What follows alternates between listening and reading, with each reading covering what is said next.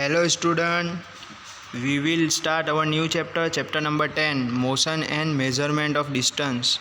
Motion क्या होता है और उसका मेजरमेंट डिस्टेंस कितना रहता है. There was an general discussions among the children in Paheli and Bujo's class about the place they have had visit during the summer vacations. एक जनरल डिस्कशन चल रहा है. बूजो और पहेली के जो क्लासमेट है वो वैकेशन के समर प्लेस में वैकेशन के अंदर वो घूमने गए थे उसके बारे में. Someone had gone to there finally a bullock cart. One student had travelled by the aeroplane. Another spent many days of his holidays going on the fishing trip in his uncle's boat.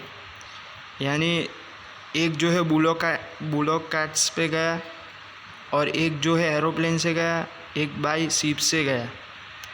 The teacher then asked them to read newspaper articles that mention about the small wheeled vehicle that move on the soil of Mars and conducted experiment. These vehicles were taken by the spacecraft all the way to Mars.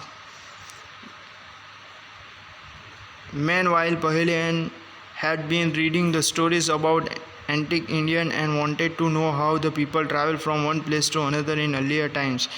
यानी जो पहेली है जो articles read कर रही है कि पहले के ज़माने के अंदर किस तरह से ट्रैवलिंग होता है और उसके बारे में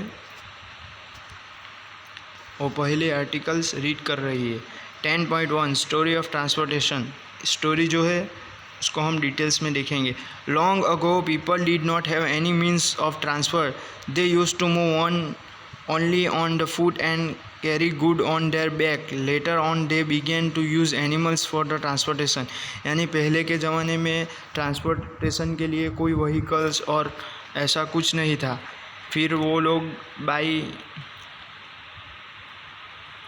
वो लोग फूड्स और गुड्स अपने साथ कैरी कर रहे थे और उस कैरी यानी अपने साथ लेकर चलते हैं. फिर थोड़े समय के बाद वो लोग एनिमल्स को इस्तेमाल करने लगे ट्रांसपोर्टेशन के लिए. For the transportation through water routes boats we were use for the Asian time. यानी एशियन टाइम के अंदर बोट्स का ज़्यादा यूज़ होता था.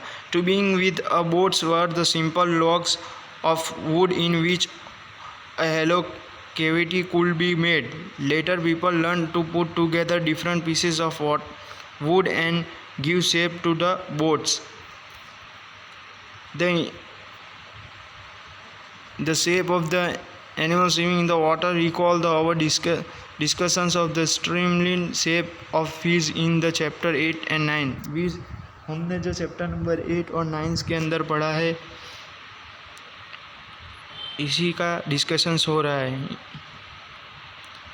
Until the beginning of the 19th century, people still depend on the animals, boat and ship to transportation them from the place to place.